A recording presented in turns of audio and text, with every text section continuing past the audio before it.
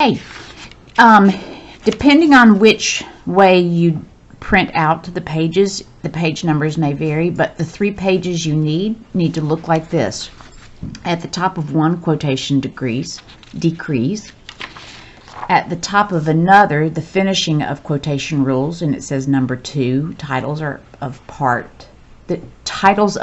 of longer works, and then italics, and then at the top of the 3rd page you're going to get, it's going to say magazines, newspapers, etc., and then number 3 is going to be unfamiliar words or words directly referred to. Okay, so here we go.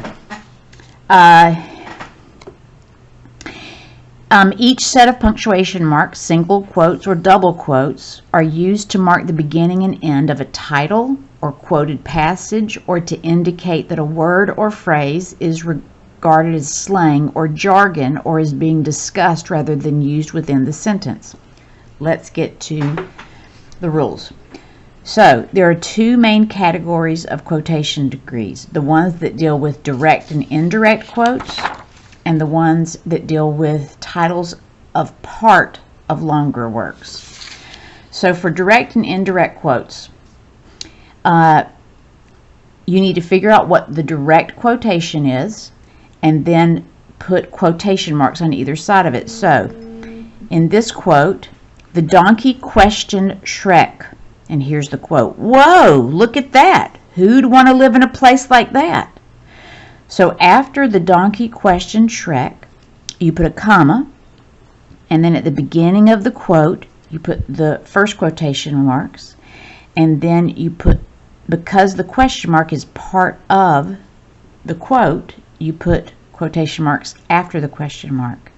And then the answer to that quote, to that question is, that would be my home. So after you say Shrek responded, comma, then put that would be my home, including the period, inside the quotation marks. Another piece that you need to know is to not capitalize the first word in the second part of an interrupted quotation unless it's a new sentence. And notice that periods and commas go inside the closing quotation marks. So here we go. I can't compete with you physically, remarked Vizzini, and you're no match for my brains. So that is one sentence that's interrupted by remarked Vizzini. So it begins with a quote mark, and then at the end of this part of the quote, I can't compete with you physically, we put a comma and a closing quote mark here.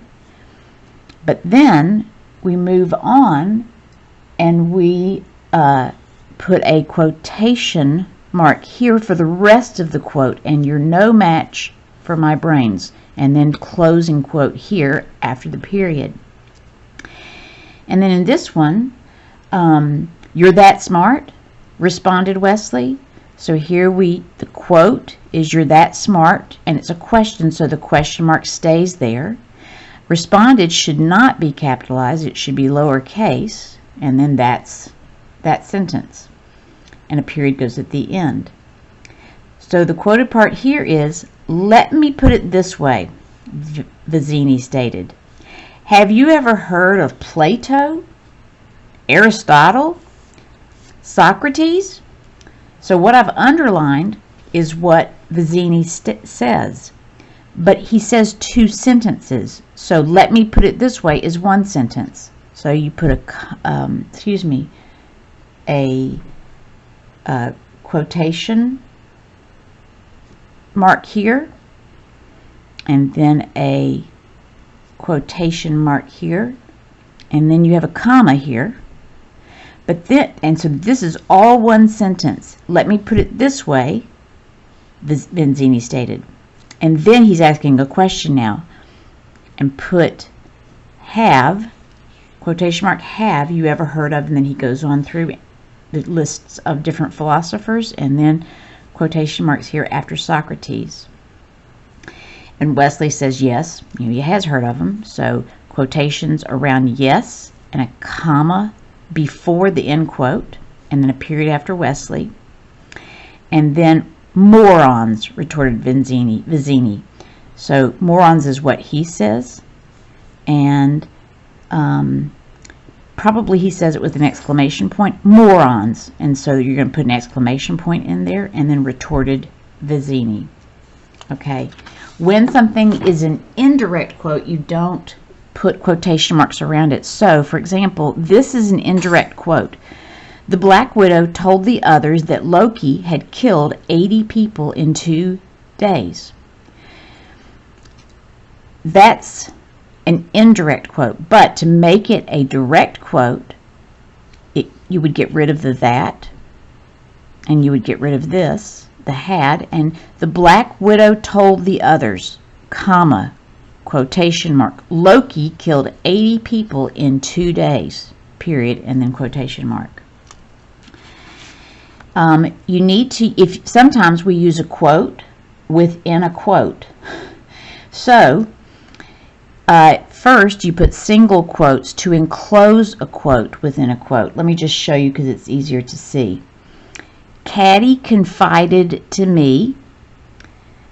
Karen said, it's like I have ESP or something. So what Caddy told me is this whole piece. So I'm going to put a comma after me, and then I'm going to enclose all of that with the double quotes. But then within this quote, there's another quote. Karen said, and this part is what Karen said. So I'm going to put a comma here, and then a single quote here, and after the period, a single quote here. So that lets me know I've got a quote within a quote. I always have to look that rule up because I always forget if it's double quotes or single quotes that go inside, which one goes inside. Okay. Colons and semicolons go outside the closing quotation mark. So, for example, baby porcupines are called porcupets. Did you notice that? Did you know that? Baby camels are called calves. So,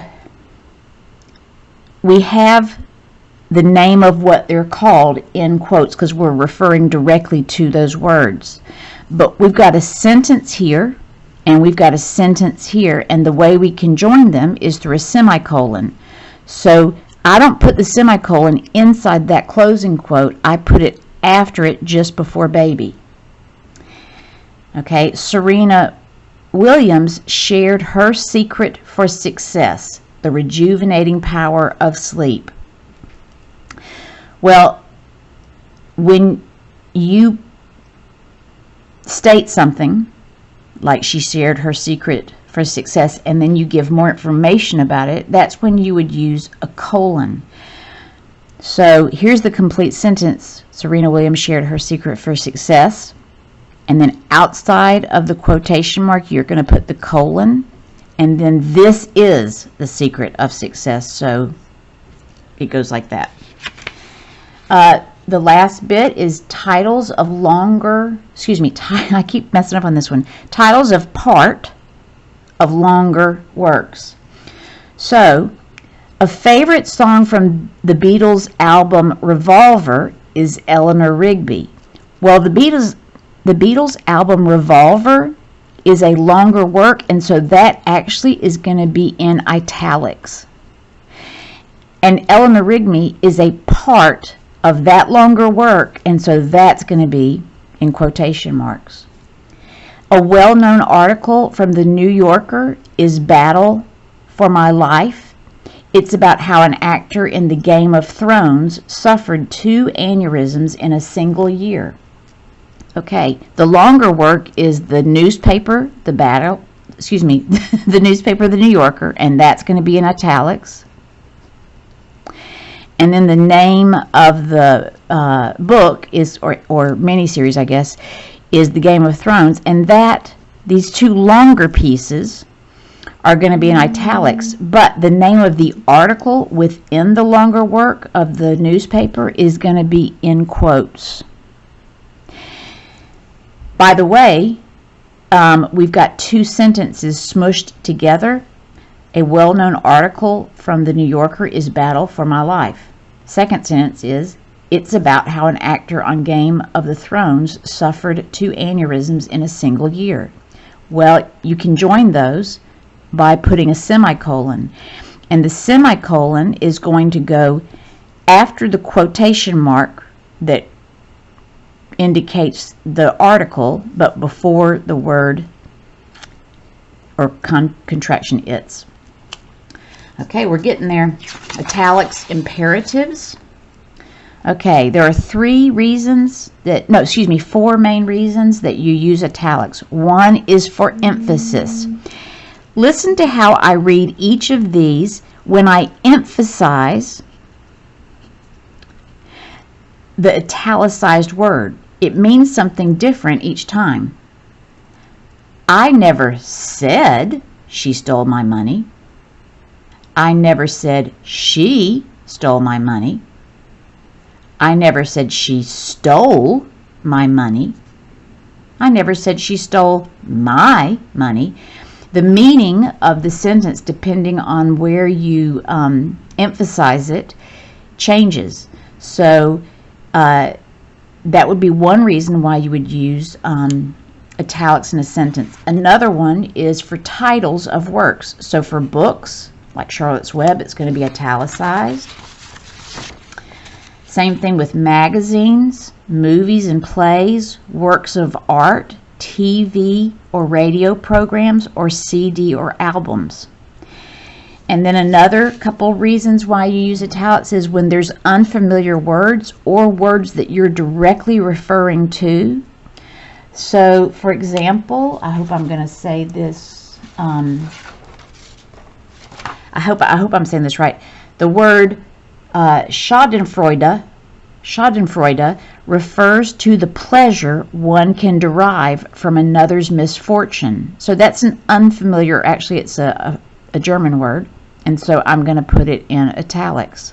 A couple other things that you do is you put the names of trains, ships, aircraft, or spaceships in italics. And here you have the name of a plane in italics and the name of a ship in italics. Okay, you're done.